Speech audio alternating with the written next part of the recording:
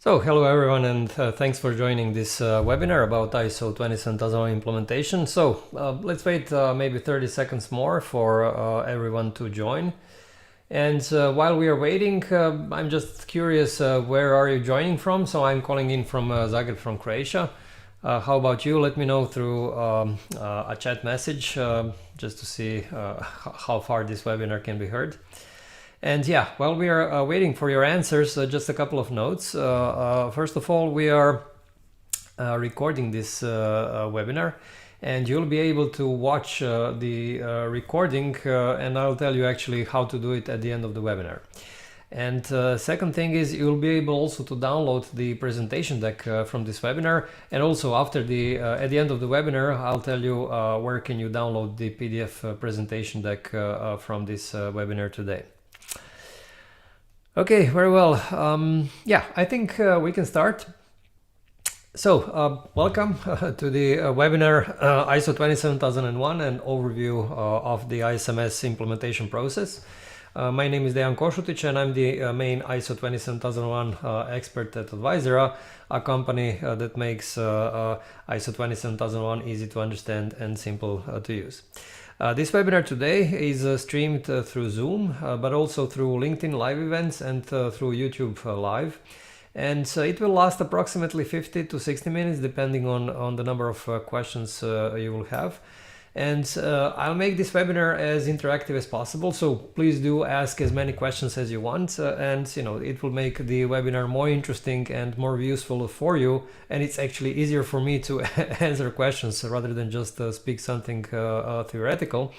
So feel free to send your questions. You can do this during my webinar. You do not have to wait for the Q&A session. But of course, at the end of the webinar, we'll have this Q&A session where you can also ask questions at the end. Okay, very well. Now let's move on to the next slide. Very often I see companies, when they go for this ISO 27001 implementation, they think, this is only a bunch of documents that they have to fill out, and and think that they'll be done with it, but this is not really true. So basically it's it's something that is much more than writing documents. It's really more about basically setting up security processes and roles and responsibilities so that everything works correctly in your company. And this is exactly what I'll present in the webinar today. So how to prepare and what are the key steps in ISO 27001 compliance implementation project. Good. So basically this webinar today is intended for people who are implementing ISO 27001 for the first time.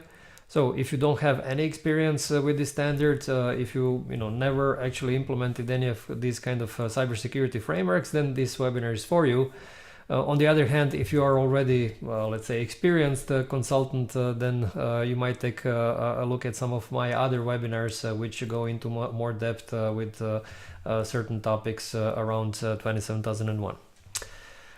Good. Yeah, so one of my main points today is really that this ISO 27001 doesn't have to be only, I would say, a writing basically a project where you write documents, just a compliance or bureaucratic job. Actually, if you do this properly, you will achieve, I would say, at least two things. First of all, raise the level of security in your company, and also achieve some business benefit for the company, meaning that you'll raise revenues for your company. So this is important. So the point is that 27001 is important not only from the security point of view, but also from the business point of view, because it will help your business grow. And this is exactly what what makes this actually standard very useful, because it's not security only. It's not technically only oriented. It's also business oriented. And of course, I'll explain these things during the webinar today. Good. So let's move on to the agenda. And by the way, as I'll go through the agenda, let me know which of these topics you find the most interesting. So if you see anything that you would like me to focus on, let me know through the chat window. and then I'll know that I have to spend more time at this topic during the webinar. So simply send me a message to know what you want me to focus on. Okay, so first I'll go through this ISO 27000 family of standards, or ISO 27000 series of standards. Well, what are the standards in this series and what can you actually use them for? And then I'll go through these 16 steps that you have to take to go through the to actually achieve that you are ready for certification. Then I'll actually go through the question of how long does it take for you to become compliant. So something that you know, it's usually a question, you know, how much time do we need to spend? So I'll answer these kind of questions. Also, how much does it cost? What kind of costs you need to take into account? There are basically 4 types of costs that I will show you there. Also, how to approach the implementation. Basically, there are 3 approaches, you know, 3 options on actually how you can approach the implementation. I'll explain this as well. And I'll also go through some biggest challenges in implementation. And of course, at the end, I'll go through the Q&A as well. Okay, so basically this is the agenda. So let's move on with this first topic, and this is around this ISO 27000 family of standards. By the way, do you perhaps know how many standards are there in this series? Actually, there are more than 40, maybe even more than 50 now. I'm not sure myself. So anyway, a huge number of standards. But don't worry, basically, if you're a beginner, you need to use only one standard, and this is this ISO 27001. So ISO 27001 is basically a standard which describes, you know, it gives you a framework on how to manage security in a company, how to build this information security management system, which is basically, I would say, a way for you to organize security in your company. Now, when you take a look at the main elements of this ISMS information security management system, one of the key elements here is to assess the risks. In other words, to find out what bad can happen to your digital data, to your information in your company. And this is called risk assessment, and then figure out how to treat those risks. So altogether, this risk assessment and treatment is risk management, and this is the first, I would say, key part that you have to deal with as part of ISO 27001.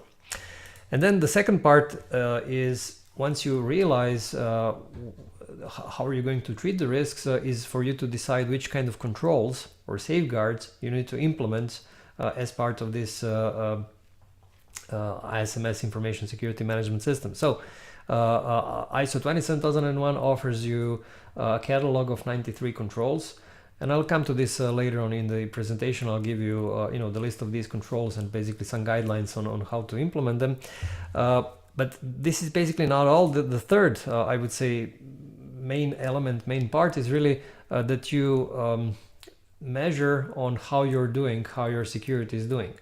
And this is done, you know, I would say a couple of ways. First of all is to set some expectations on what you want from security. In other words, to set some objectives, and then to measure on how you're doing when it comes to security, because otherwise, you know, you wouldn't really know how far you got and did you really achieve what you expected in the first place. Anyway, so these are, I would say, 3 main components of ISO 27001. Of course, they're not all, but I'm trying to kind of simplify things here.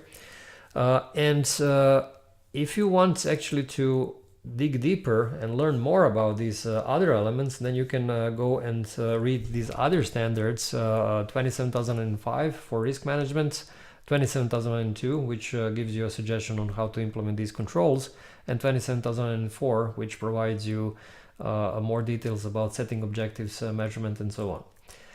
However, if you are, you know, doing this for the first time, and if you're doing this only for your company, then, you know, you should focus only on 27001. If you want to do this for a living, like if you want to become a CISO or, I don't know, a consultant, then yes, then you should you know, purchase these other standards and to learn more about this topic. But again, if you have a company and you want to focus only ISO 27000 implementation, reading 27001 is enough. You don't need any other standards. Good. Now let's move on to these 16 steps. So basically, what is it exactly that you have to do to become compliant with the standards? Basically, what are the steps in your project, right? So the first step is really to get the support from your senior management. Why? Because it's not like you can organize this alone, only with let's say some senior with some let's say mid-level management, or even without any management support, basically because you will need money, you will need human resources, meaning you will need some people with their time to make this project work. So if you do not have these things, then you should not try really to implement ISO 27001, because this will end as a failure. And typically getting this support means that you will get some money from the budget, also that you will have enough people dedicated to your project. Later on, I can also suggest you some, let's say, how much effort is needed really for particular people in the company. Then the next step is to establish the project. So it's unfortunately this standard is complex enough that you cannot do this just out of your, let's say, head. So it needs to really be organized as a project. So you need a project manager, you need a clear project plan, you need a project sponsor. So for someone from the senior management who will actually help you once you get stuck, and unfortunately you will get stuck during this project. You might also have a project team, especially if you are a mid-size or a larger company. Project team is typically not needed for smaller companies. So you need a project plan which will define all of these things. And then the next step is really to define this, to identify interested parties and their requirements. Now, what is this? Basically, this comes down to identifying what other, let's say, external parties want from you, from your security, because you actually want your implementation to cover all of these requirements. And there are typically two sources of these requirements. One are basically the legislation, right?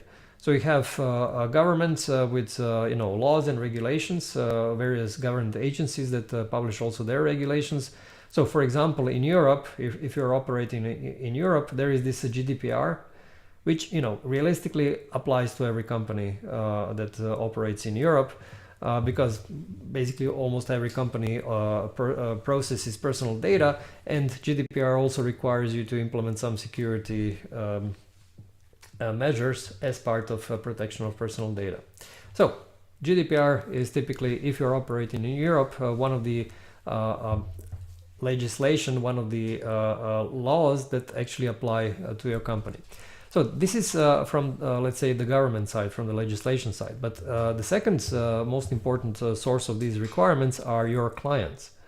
Because if you are operating in the, let's say, business-to-business world, then you have your customers, clients with whom you are signing agreements. And in these agreements, you typically have various security clauses where they actually require you to implement certain security things. So for example, let's say that you are a software development company where you develop software for, I don't know, a bank. And in this case, you might have, the bank actually then might say, okay, you need to use a certain type of encryption, you need to use, I don't know, VPNs to connect to a network, you need to do this and that. So basically all these kind of security requirements, then you also need to collect and make sure that you're aware of them and that you actually comply with them as you move on with your project.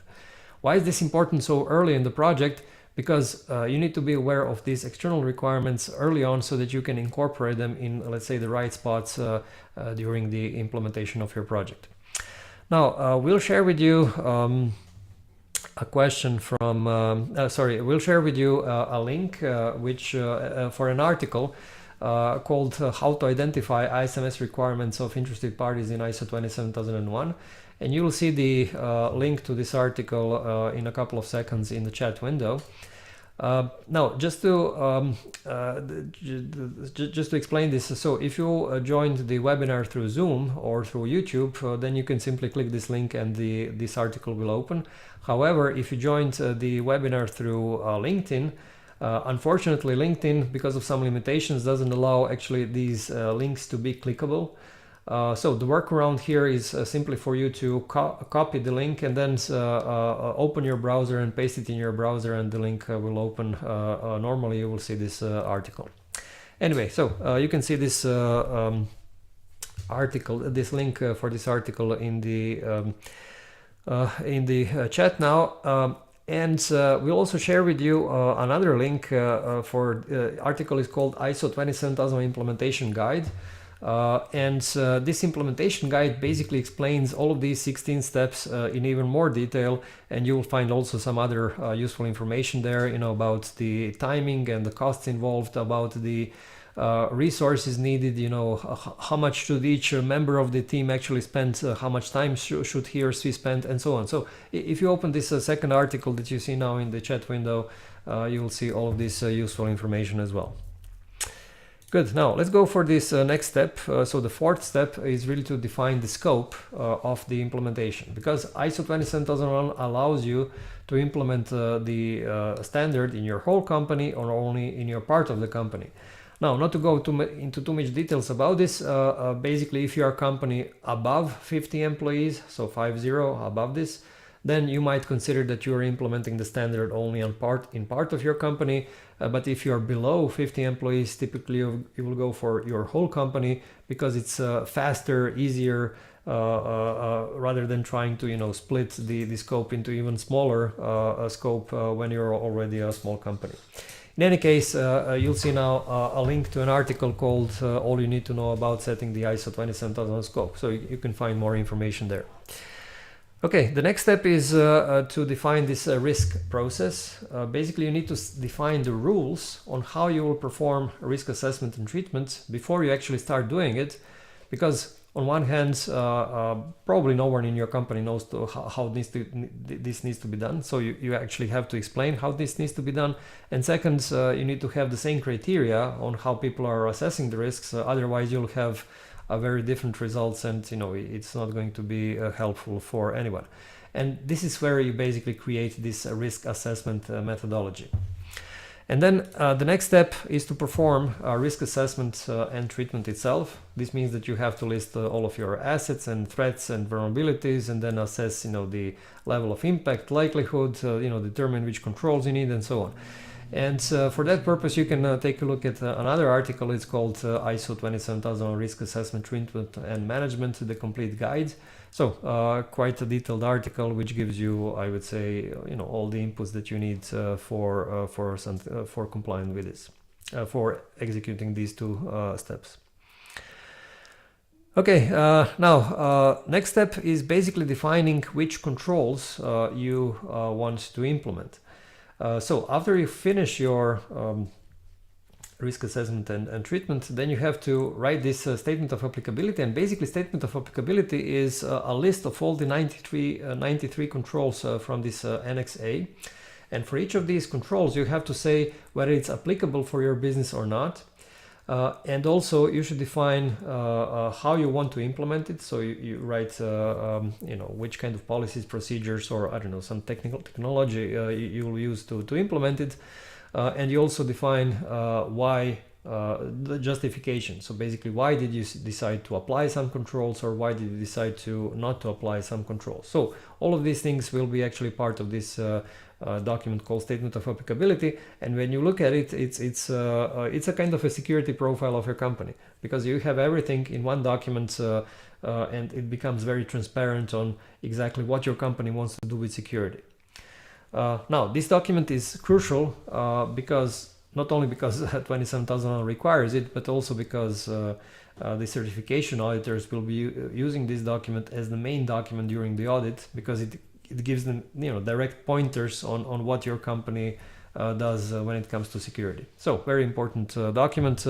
Also, you'll see now a link to an article which describes more about this statement of applicability.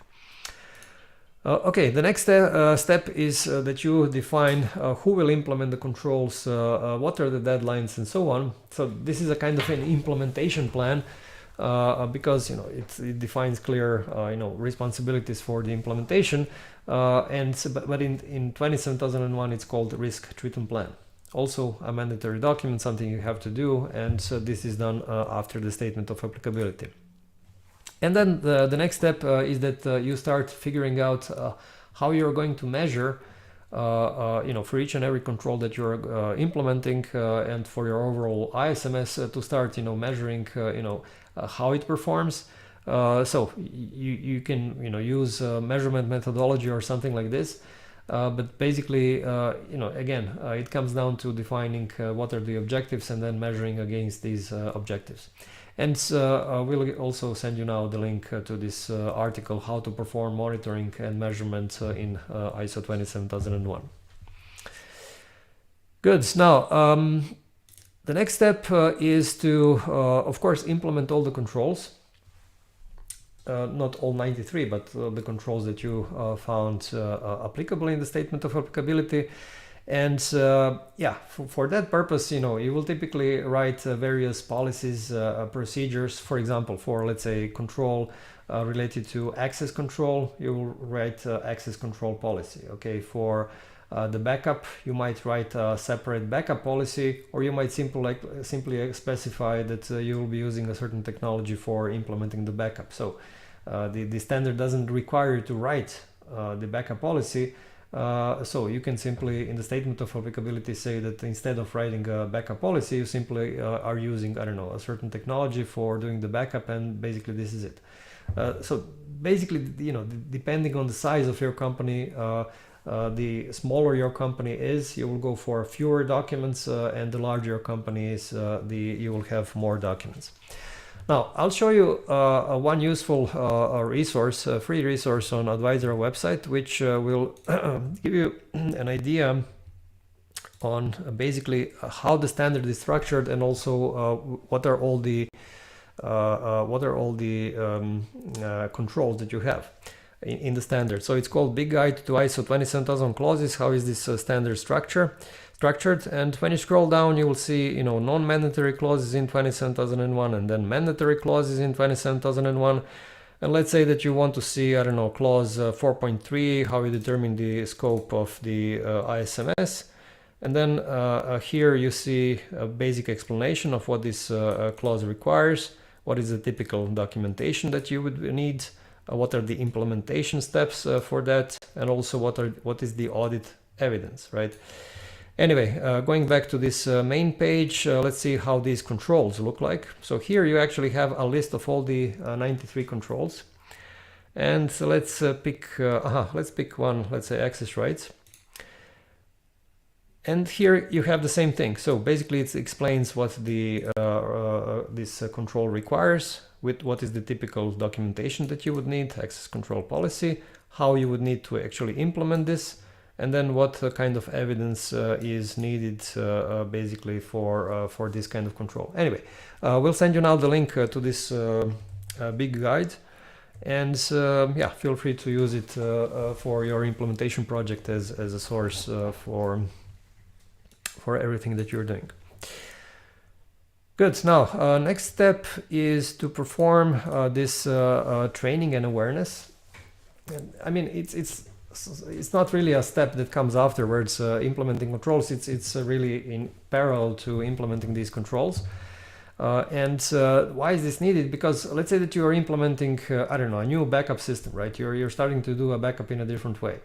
If your employees do not know how to use this backup, then, well, obviously they won't do it, right? So you need to train them on how to use the new backup system, whatever it is. But you also have to make them aware of why backup is needed in the first place, because, you know, some people might object and say, why would I need to do this? You know, it's not really something that I do. I'm not an IT person. Why would I need to do backup on my computer? So you have to make them aware of why security is important, and this is something that So this is why that in parallel to the implementation of your controls, you have to do this implementation, you have to do this training and awareness programs. We'll also share now the link to this article, how to perform training and awareness for ISO 27001.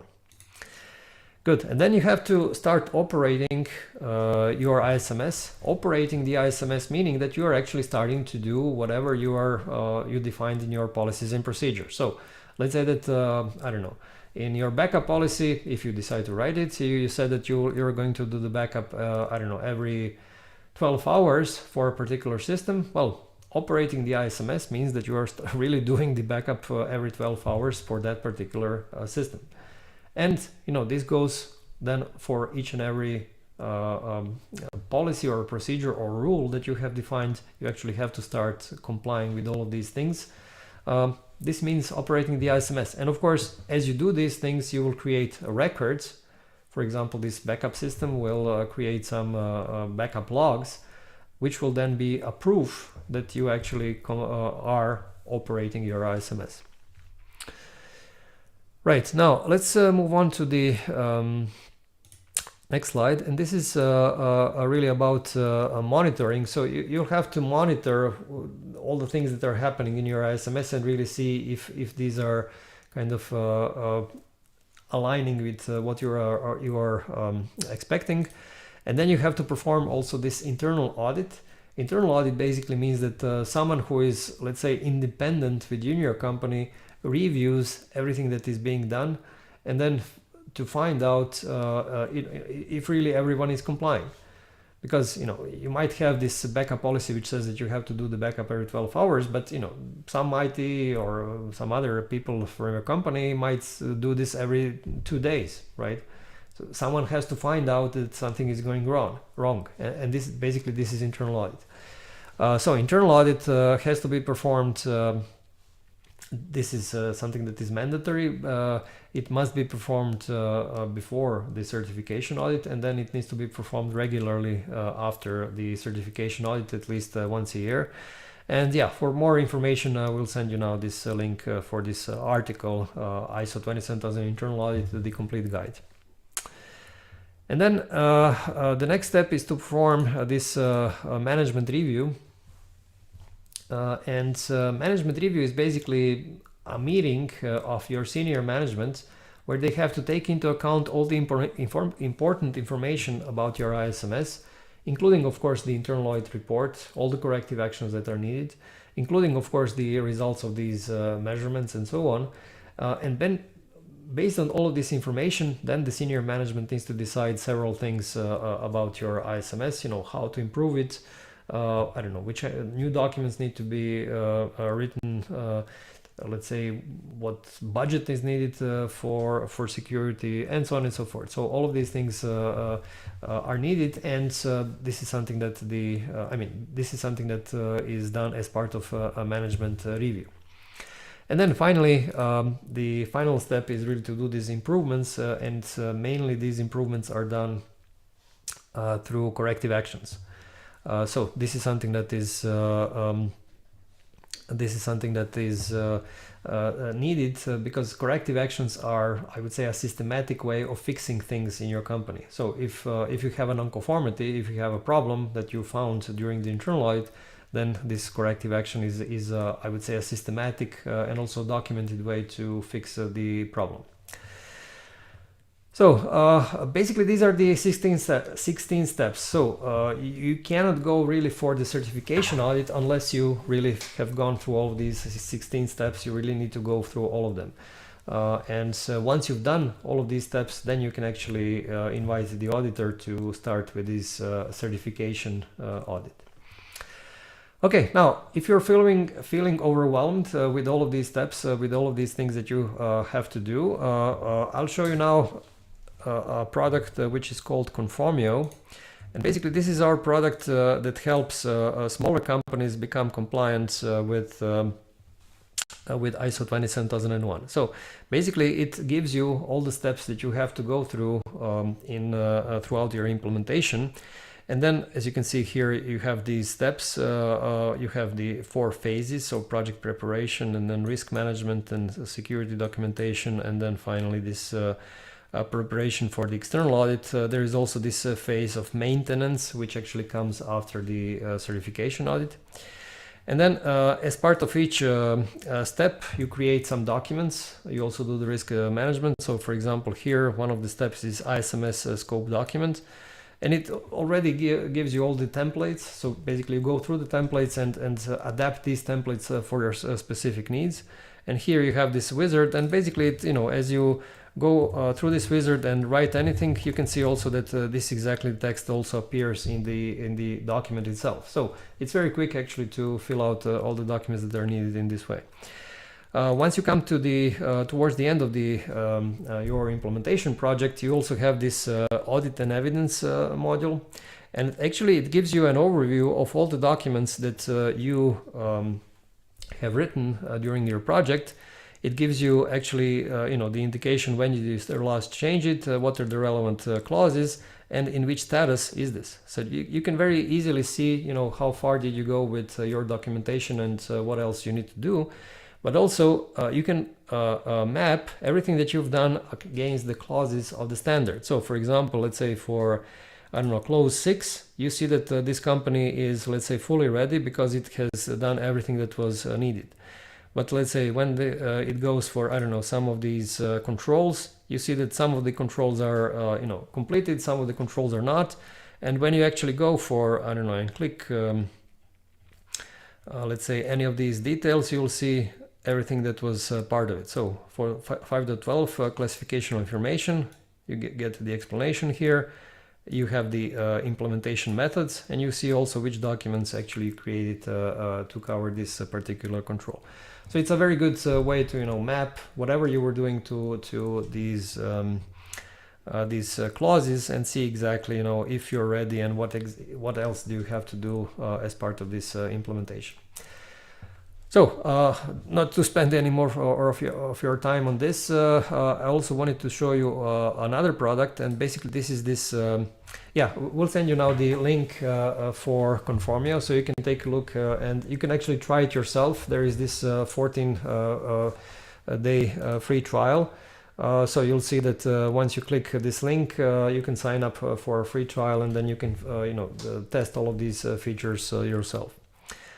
The second product that is very useful is this company training academy, where you actually, this is basically a learning management system with a series of videos which you can use for training and awareness of your employees.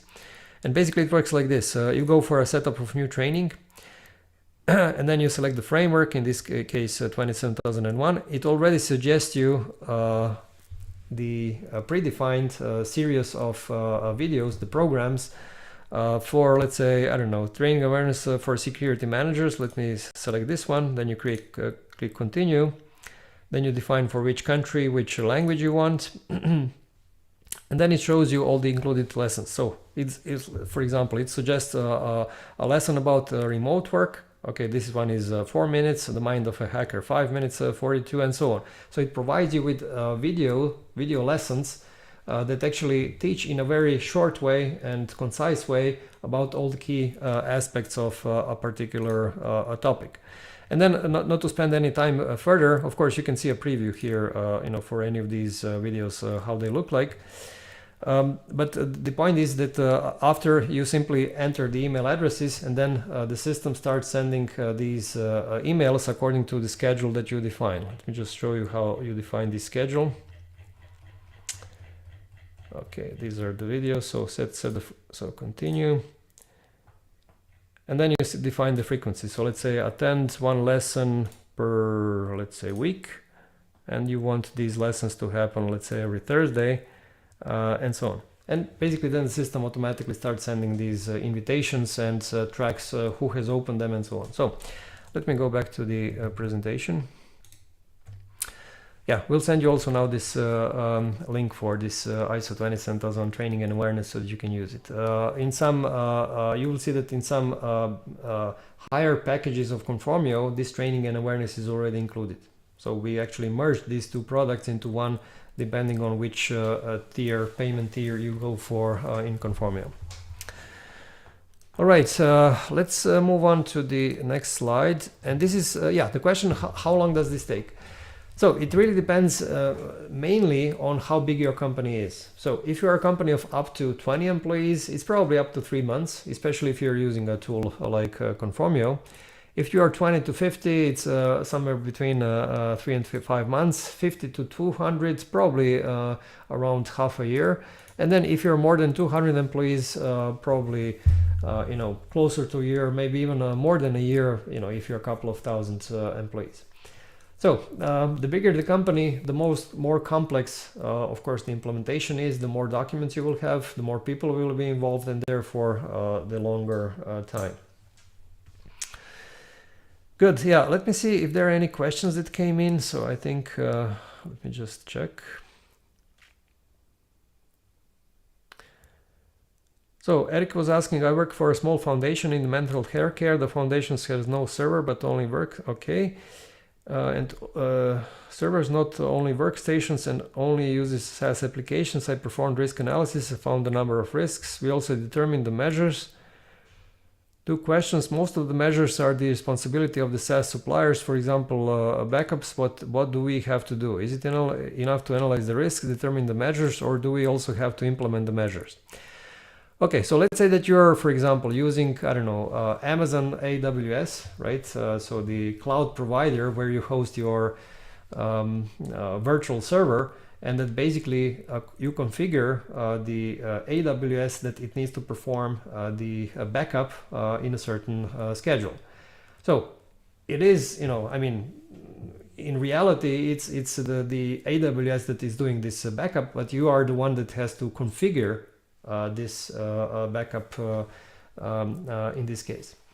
So this is, let's say, one scenario on how to handle third parties and actually their execution of your security. Now, the second scenario is where you basically outsourced your whole, let's say, IT infrastructure to a third party. Let's say that you have a managed service provider and that they are doing actually everything on your behalf. In this case, you actually have to specify exactly to this managed service provider on how things need to run, because managed service provider does know how to perform the backup, but how does it know how often the backup needs to be done? They can do it, I don't know, continuously, or once every hour, or once every day, or I don't know, once every week. How would they know actually how often you need to do the backup? This is something that you have to define, and this is something you define in the contract between you and this managed service provider, or it's some kind of a specific specification that comes that you actually specify, okay, we want to do this and this and this in this way, and then you send it to them, and this is how they actually perform it. So the ultimate responsibility for security is yours as your company, even though that part of these activities are done by external party. And this is what is important for you to understand. Good. Now let's, I don't think any other questions came in, so let's move on. Okay, how much does this cost? Yeah, there are 4 types of costs that you have to take into account. So first of all are, the cost of acquiring knowledge. And basically, it's acquiring knowledge could be, I don't know, sending your employees for some courses, right? So that they learn about ISO 27001. Sending, I don't know, it might be, I don't know, purchasing some books, these kind of things. And by the way, we'll send you now the link to advisors courses for 27001. So these courses are a separate product from this learning management system that I was showing you. So these courses are intended actually for teaching individuals. So if you want to go through the course, you can do it, and actually it's completely free. So as long as you want to go through the whole course without taking an exam, this is something that you can do. And I would advise that you go for this ISO 27001 Foundations course, even though you will see some other courses there. Okay, the second cost will be a cost of new technology. So you might, I don't know, implement some new backup system. For example, if this is something that you estimated. By the way, the ISO 27001 does not require you to implement any specific technology.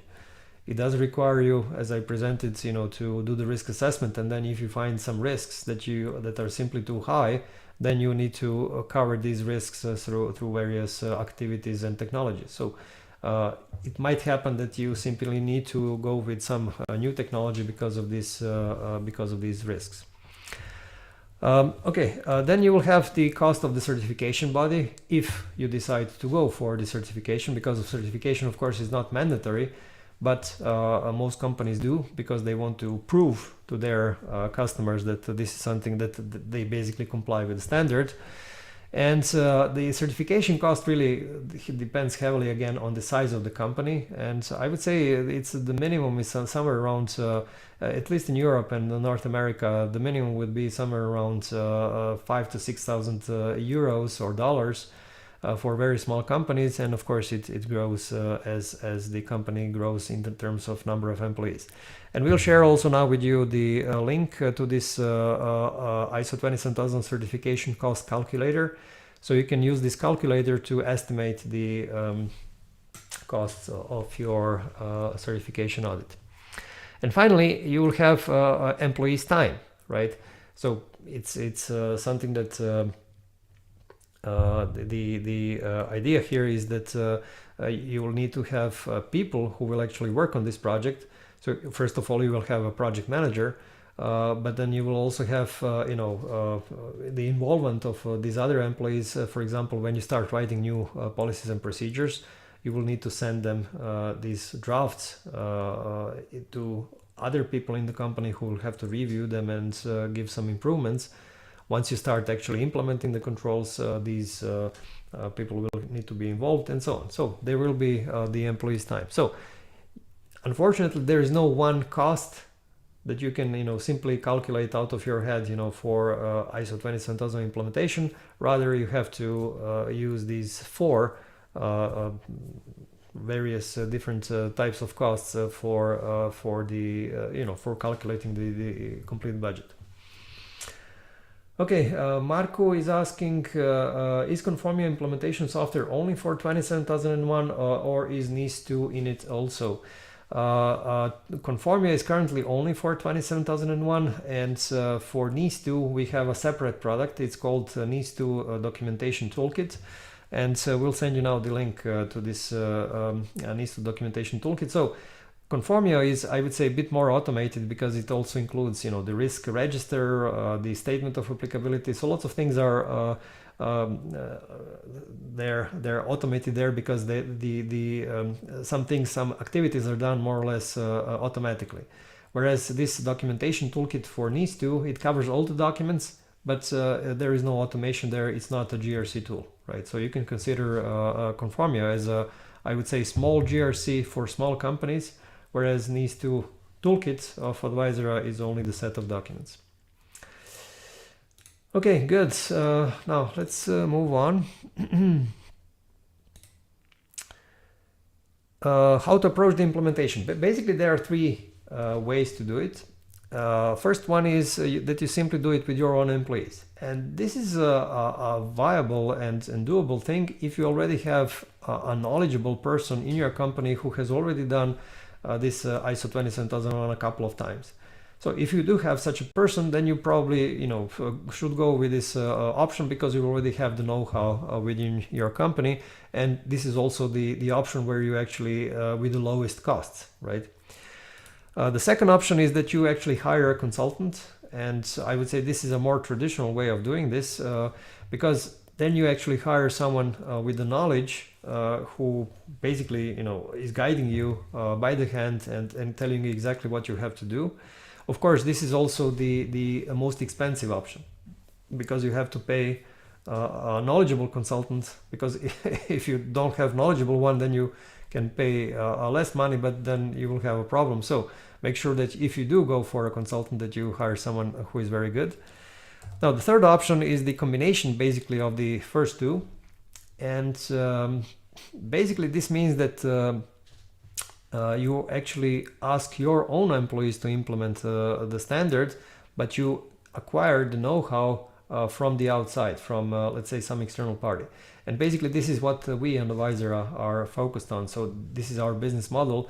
We, I would say, enable your own employees to implement the standard, and we provide you, all the software, the documentation, everything that you need, all the know-how, all the support, and then your employees can do it, even though that you never done this before. Of course, it's not as expensive as a consultant, but it's also not as quick as a consultant. So consultants are much quicker because they do it, most of the things they do themselves, and therefore they're more quick. So ultimately, the choice between all of these options really depends on in which situation are you in. If you already have a knowledgeable employee, this is the first option. If you are really tight with time and the budget is not an issue, then you should go for a second option, the consultant. If your budget is not really as big, and you want to, let's say, involve your staff in the implementation, then this third option might be the best for you. Okay, a question came in from Javier. For a company of 100 employees in a software development with a fully remote workforce, what would be the ISO 27000 implementation team look like, and how many people in the team? Okay, so basically it's like this. You should definitely, if this is a software development company, obviously you should include one person in the project team from the software development. You might also have the salesperson, you might have someone from the financial team, from the financial side. So you should actually have a project team of, let's say, 3 people. Definitely one from software development, maybe 2 others from the business side of the organization. So I would say that this would be an ideal composition of the team. Why is this important? Because these security rules will not be used only by software developers, it will be also used by the business side of the company, and you want them to be represented when you make all of these decisions on how these things need to be implemented. Okay, question came from James. I have no experience in GRC, but on the path to ISO practitioner, any thoughts? Yes, so for if you want to learn on how to become a practitioner, especially if you want to become a consultant, then you should go for these courses. Typically, consultants go for this ISO 27001 lead implementer course. And it's also available on our website, and we'll send you the link now to this course, even though you can also see this link through this previous, you can see this course from these previous links that we've shared, but anyway, we'll share again this link to this ISO 27000 lead implementer course that you can go through and educate yourself. And by the way, again, it's a free course, but if you want to go for the exam, this is something that we charge for. Right, now let's go for one of the last slides, and this is about biggest challenges.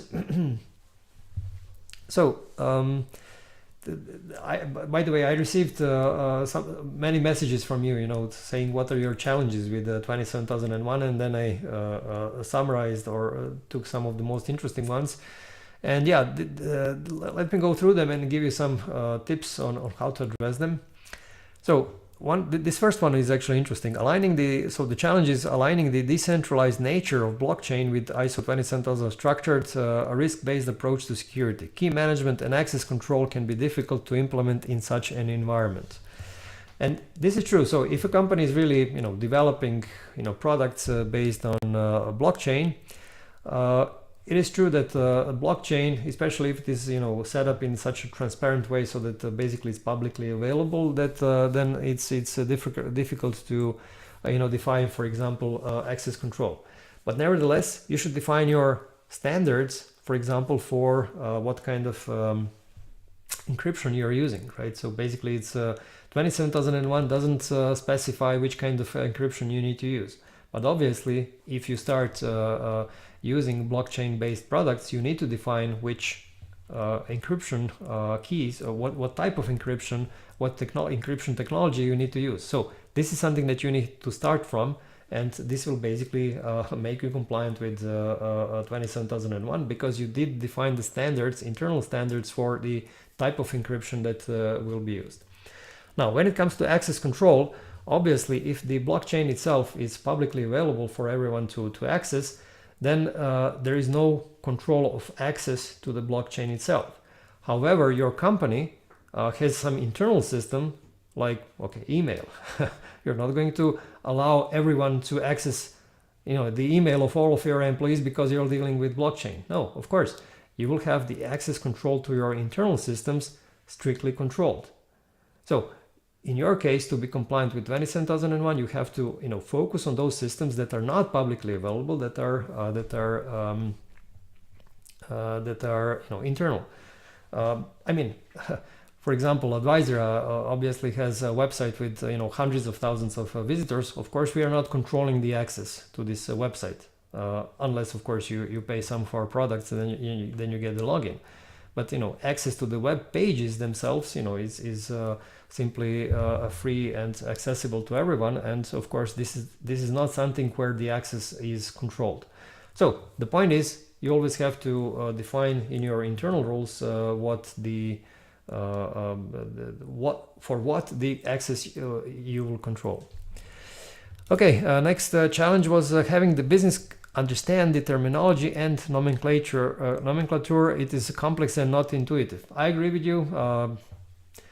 ISO 27001 is not really something you would read out of pleasure.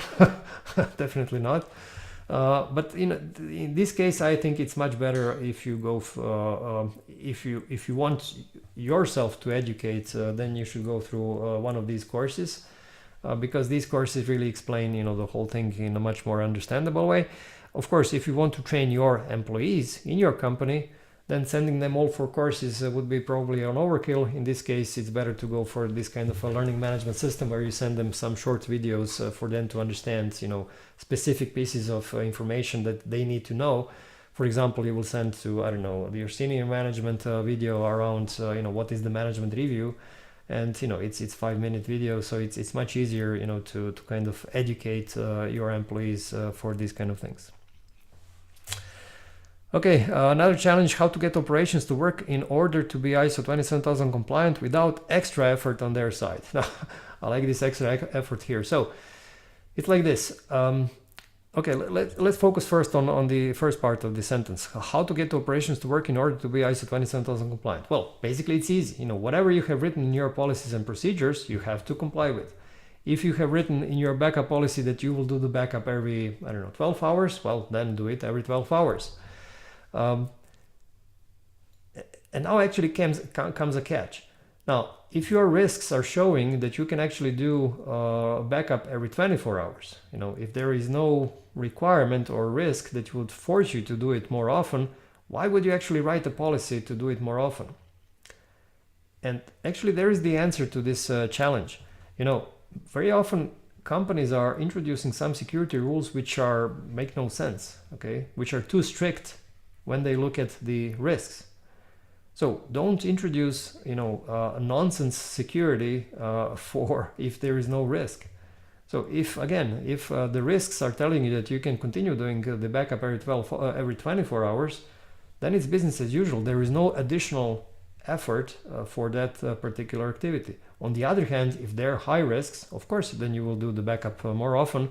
And it might introduce some, I would say, additional effort, but usually if you do it in an elegant way, it's not too much, okay? So this is basically the way to do it. I would say that you should write the documents that do make sense, that are aligned not only with your business, with your technology, but also with your risks. Okay. Now let's go for this last challenge, implementing the large controls that we do not really thought so far, like disaster recovery. For that purpose, is really the best if you take the know-how from either a consultant or, let's say, a specialized company like us, and take a look at how these documents are already defined, so that you don't lose too much time. So I would say that this is the best approach there. Okay, good. I think these were all the challenges. So let me go for the conclusion, and then I'll answer all of the remaining questions, the Q&A. So I would say, if you plan this whole project properly, and then you actually have a much more, I would say, positive experience with ISO 27001 than you actually expected. So, having this clear plan, having this clear path will definitely help you out, go through this with less pain than you anticipated. And of course, for that purpose, you can use advisor as 𝗂𝗲𝗏𝗀𝗏 and also this company training academy. And we already sent you the links, but also now we'll send you the links to schedule a call with our 𝗂𝗲𝗏𝗏 expert, and he will actually show you how this both of these software work. So he can actually show you anything that you're interested in. But in any case, you can sign up also by yourself to this free trial for both 𝗂𝗲𝗏𝗏 and for this company training academy. Right, now let's move on to the Q&A. So I'll start answering your remaining questions now, but feel free to send your other questions through chat, and I'll gladly answer any of your questions. While you're sending these questions, let me give you a couple of notes. So first of all, feel free to reach out to me directly and ask any questions, and we'll send you now this email so that you can actually use it to communicate and send your questions directly to me. Second, you can follow me on LinkedIn and on YouTube, and there you'll find lots of useful things. So for example, on on LinkedIn, I post regularly most important articles that I find on the internet with the latest news on cybersecurity governance standards, these kind of things. So if you want to be up to date, then you can take a look at my LinkedIn profile. Then on YouTube, you can actually find a series of videos on ISO 27001. So you'll find the videos there, how to do risk management, how to implement controls, how to do this, register of requirements. So all of these things you can actually find on YouTube. So if you want to learn more through this video format, then it's something that might be interesting for you. Also, what you'll find on YouTube is this Secure and Simple podcast. So it's a new podcast that I started a couple of weeks ago. And there actually you'll find some interesting interviews. And one of these interviews is with René Mathiasen. And there actually we discuss how you can use ISO 27001 for, let's say, compliance with the NIS2 requirements, and how ISO 27001 is very useful for the suppliers of NIS2 companies within European Union. So quite an interesting interview. So if you have time, take a look and listen to it. Okay, and another thing is that in my next webinar, next Wednesday, will be on how to use ISO 22301, the business continuity standard, to create business continuity plans for DORA and NIS2. So if you're interested in these EU cybersecurity regulations and how you can use ISO standards for them, then you can sign up for these webinars. And you can sign up on these webinars either on our website or LinkedIn or YouTube. Great, so let's see some questions that came in. So let me see a couple of questions that came in before the webinar. So Liz was asking, are there ways to intersect QMS, meaning Quality Management System, and ISMS per ISO 27001-2022 revision by having shared procedures, processes, and so on? So the answer is yes. So for example, the requirements in 27001 are basically the same as in other ISO standards for document control. So basically this clause clause 7.5. So if you already have your procedure for document record control for some other standard, then you can use exactly the same documents without duplicating it. You simply include the management, your document control of your ISMS in this existing document. Also, what is the same is basically this human resource cycle. So how you actually determine the needs for the training and how you actually send people for training. If you have any kind of a procedure for that purpose, then you can use it also for 27001. Of course, the trainings themselves will be different, but the system on how you actually come up with this training will be the same. What else? Basically, you have the internal audit, so the requirements for the internal audit are the same. Again, if you have the internal audit procedure, you can use this the same. basically these are, you know, generally the things that are almost the same. Risk management is not so similar, so I'm not sure if you can use risk management from one standard to another. So basically, you know, mostly it's about internal audit, about the document control, and these kind of things. Okay, another question came from Sean. How should I renew my certificate? So I assume that you have a personal certificate from a course, and if you want to renew it, so let's say if you got the certificate according to the old 2013 revision, then you should go for this transition course.